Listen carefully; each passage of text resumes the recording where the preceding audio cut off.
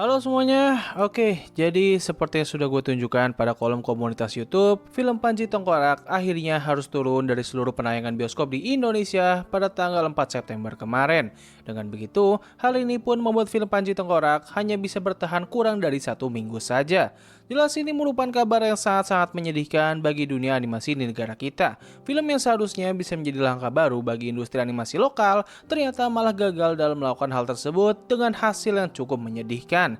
Gue pribadi gak tahu persis berapa banyak penonton yang didapatkan oleh film Panji Tengkorak, namun apabila kita melihat jumlah penonton dari 3 hari penayangan pertama, gue pribadi sangat ragu kalau film ini bisa mendapatkan lebih dari 100.000 penonton. Nah, bagaimana hal ini bisa terjadi? Well, gue yakin kalian semua pastinya sudah bisa menebak jawaban tersebut. Yes, ini semua disebabkan oleh kondisi dari negara kita yang sedang sangat-sangat kacau. Sejak demo yang terjadi pada tanggal 25 Agustus kemarin, media sosial kita benar-benar dipenuhi dengan berbagai macam informasi ataupun berita mengenai topik tersebut. Ketika film Panji Tengkorak akhirnya rilis, orang-orang sudah tidak lagi membicarakan soal film ini. Semuanya tertuju kepada konflik yang sedang terjadi di negara kita. Bahkan dari hasil pengamatan gue pribadi, di sosial media TikTok, gue hanya melihat ada beberapa konten kreator saja yang membahas soal film ini dan mayoritas dari mereka memiliki jumlah penonton yang sangat-sangat sedikit. Nah, dengan situasi yang sudah seperti ini, lalu apakah ini semua murni disebabkan oleh kondisi negara kita yang sedang riuh? Apakah ada faktor lain seperti marketing yang buruk yang bisa menyebabkan ini semua bisa terjadi? Well, apabila kita membicarakan soal segi marketing, gue merasa bahwa film ini memiliki strategi marketing yang cukup bagus dan sebenarnya memiliki hasil yang lumayan efektif. Hah? Bagaimana bisa? Kalau segi marketingnya bagus, harusnya film ini nggak mungkin gagal dong. Well, pertama-tama kita perlu melihat terlebih dahulu bagaimana mereka memasarkan film ini. Nah, jadi, buat kalian yang lupa, proyek dari film Panji Tengkorak sendiri itu sebenarnya telah diumumkan sejak lama, namun hanya ada beberapa orang saja yang mengetahuinya. Lalu ketika mereka mengumumkan waktu perilisan dari film ini pada bulan Juni lalu, mereka lebih memfokuskan promosi mereka terhadap film Panji Tengkorak dan sedikit mengabaikan 2 proyek animasi lainnya. Hasilnya, orang-orang di sosial media langsung pada membicarakan soal film ini. Hal ini pun didukung dengan fakta bahwa Panji Tengkorak menjadi film animasi Indonesia pertama yang memiliki target penonton anak-anak remaja dewasa dan juga menghadirkan konten yang cukup eksplisit. Nah, setelah pengumuman tersebut, mereka masih terus mencoba untuk memasarkan film ini lewat beberapa cara, seperti membuat Bang Denny Sumargo yang merupakan voice actor dari karakter Panji untuk datang ke beberapa podcast sambil mengenakan kostum dari Panji Tengkorak, dan juga mereka mendorong para artis untuk menciptakan fan art mereka sendiri. Hasil dari semua ini sebenarnya bisa kita rasakan ketika Indonesia digemparkan dengan munculnya sebuah anomali di dalam industri animasi kita. Ketika anomali itu muncul, ada cukup banyak netizen dan juga konten kreator yang menyerukan untuk tidak menonton film tersebut dan lebih baik mereka menonton film Panji Tengkorak saja yang akan rilis di bulan yang sama. Asalkan kalian tahu, jumlah seruan ini bisa dibilang sangat banyak, yang mana hal ini menunjukkan bahwa orang-orang sebenarnya sudah sadar akan keberadaan dari film ini. Nah, kalau misalnya begitu, kenapa film ini tetap gagal? Ya, jawabannya adalah karena kondisi negara kita yang sedang kacau-kacaunya. Gak hanya orang-orang akhirnya melupakan film ini dikarenakan isu tersebut, namun waktu perilisan dari film ini juga bertepatan dengan kondisi di lapangan yang sedang memasuki fase kritis. Orang-orang pun akhirnya menjadi takut untuk keluar rumah dan gak sempat kepikiran untuk pergi ke bioskop buat menonton film ini. Semua kombinasi ini pun akhirnya membuat film Panji Tengkorak gagal dalam mendapatkan penonton yang banyak dan terpaksa harus turun dari bioskop dalam waktu yang sangat singkat. Nah, setelah kita melihat penyebab dari kegagalan film ini, lalu apakah film Panji Tengkorak bisa mendapatkan kesuksesan yang besar apabila ini semua tidak terjadi? Well, jujur aja, gue pribadi sebenarnya masih belum bisa memastikan jawaban dari pertanyaan tersebut, karena film ini sendiri mengalami sebuah fenomena yang cukup unik, di mana mereka sebenarnya memiliki momentum yang sangat besar untuk bisa sukses, namun juga memiliki satu hambatan besar yang menghalanginya. Nah, momentum sukses ini berasal dari kemunculan anomali yang telah gue singgung sebelumnya. Hah, bagaimana bisa? Well, apabila kita berkaca kepada film Jumbo, salah satu faktor yang membuat film itu menjadi sangat sukses dan dilirik oleh banyak orang adalah karena kemunculan anomali yang serupa. Buat kalian yang lupa, pada bulan Februari yang lalu, kita sempat digemparkan dengan sebuah kemunculan video kampanye MBG yang menggunakan animasi AI. Kemunculan video itu membuat banyak orang menjadi sangat kesal kepada pemerintahan kita karena ini menjadi bukti bahwa mereka masih tidak peduli terhadap industri animasi. Lalu pada akhirnya, beberapa orang ini menuangkan rasa kekesalan mereka dengan mendukung dan sekaligus menonton film animasi Jumbo untuk bisa membuktikan bahwa kita itu bisa menciptakan animasi dengan kualitas yang sangat bagus dan juga mendapatkan kesuksesan yang sangat besar. Nah, kejadian barusan seharusnya juga bisa terjadi kepada film Panji Tengkorak, di mana ketika anomali itu muncul, banyak orang langsung membandingkannya dengan film ini. Mereka sudah menyadari keberadaan dari film Panji Tengkorak, dan mereka siap untuk mendukung film ini agar bisa sama-sama sukses seperti Jumbo, dan sekaligus menunjukkan betapa hebatnya industri animasi kita. Nah, tapi di waktu yang bersamaan, terdapat satu film animasi yang menjadi pesaing berat bagi Panji Tengkorak, yaitu Kimetsu no Yaiba atau Demon Slayer. Yes, gue tahu ini merupakan film animasi asal Jepang dan memiliki target penonton berupa wibu ataupun orang-orang yang ngefans dengan anime tersebut. Nah, tapi perlu diingat juga bahwa jumlah orang-orang yang menonton anime di zaman sekarang ini itu sudah tidaklah sedikit. Banyak dari mereka memang tidak begitu antusias terhadap budaya wibu, namun mereka masih suka dengan medium anime. Nah, hal ini sudah cukup untuk mendorong mereka untuk menonton film anime yang sedang sangat hype itu. Belum lagi, apabila kita mengingat bahwa film Panji Tengkorak memiliki target penonton berupa anak-anak remaja dan juga dewasa, serta anime Demon Slayer itu terkenal karena memiliki kualitas animasi yang sangat dewa, hal ini pun membuat persaingan ini menjadi sangat berat sebelah karena mayoritas dari mereka itu pastinya lebih ingin untuk menonton film animasi yang sudah pasti sepadan dengan uang yang mereka keluarkan. Dari sini, gue pribadi merasa kalau Panji Tengkorak itu masih bisa mendapatkan kesuksesan yang besar, namun tidak sebesar seperti film Jumbo ataupun film-film animasi yang pernah ditonton oleh Falcon Pictures.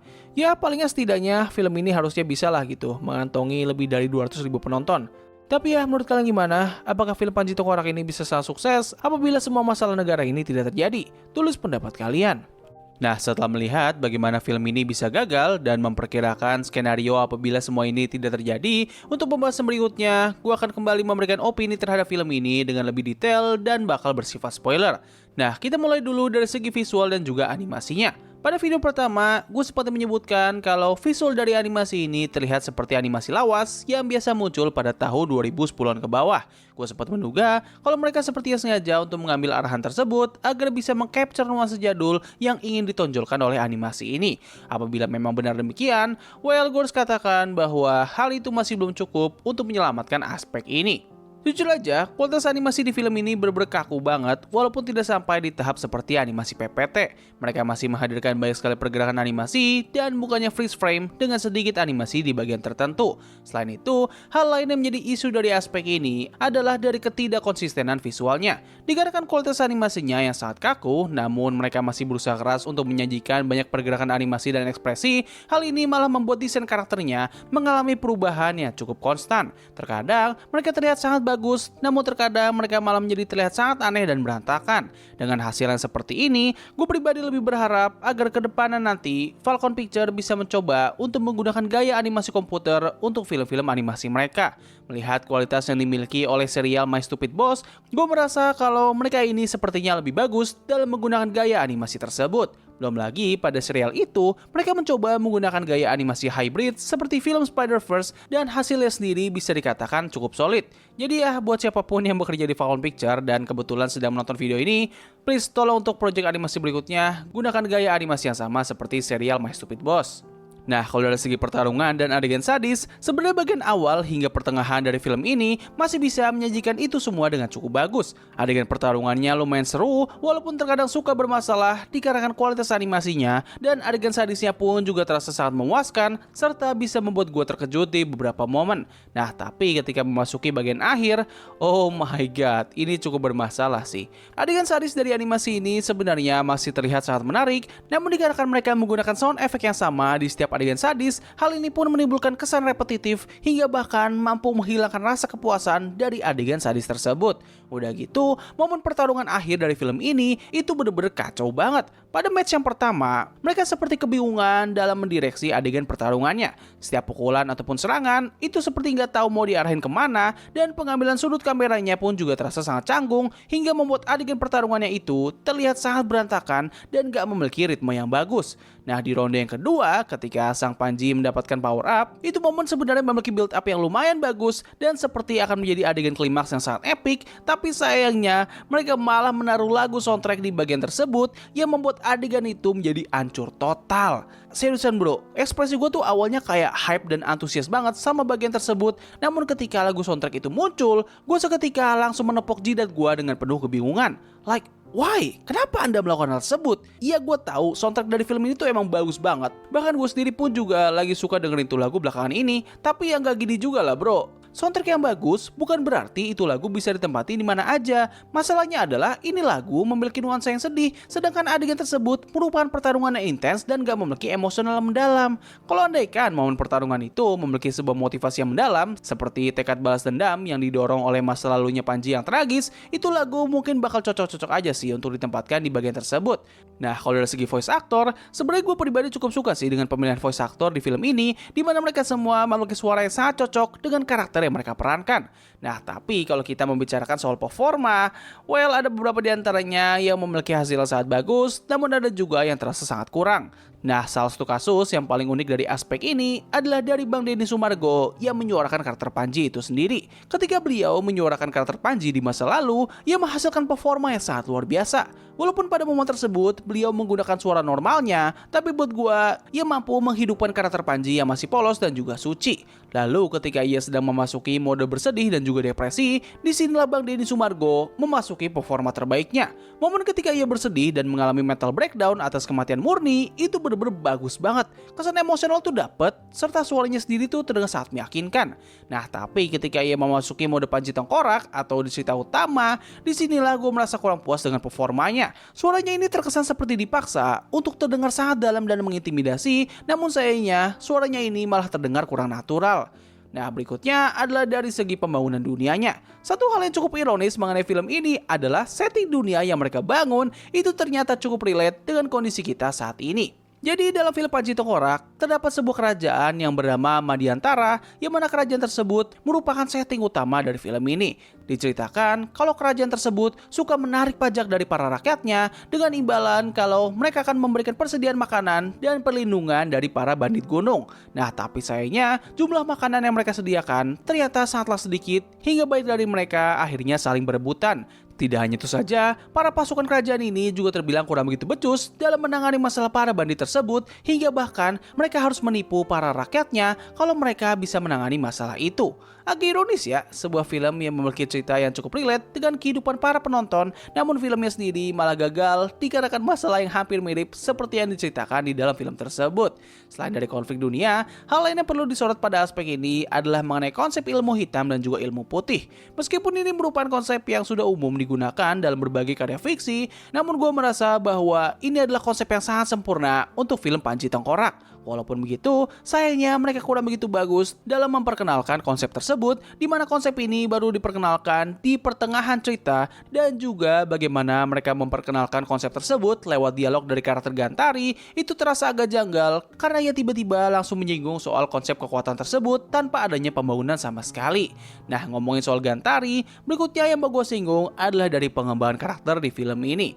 Untuk karakter Gantari sendiri, gue bisa katakan kalau dia ini adalah karakter yang paling disia-siakan di dalam film ini.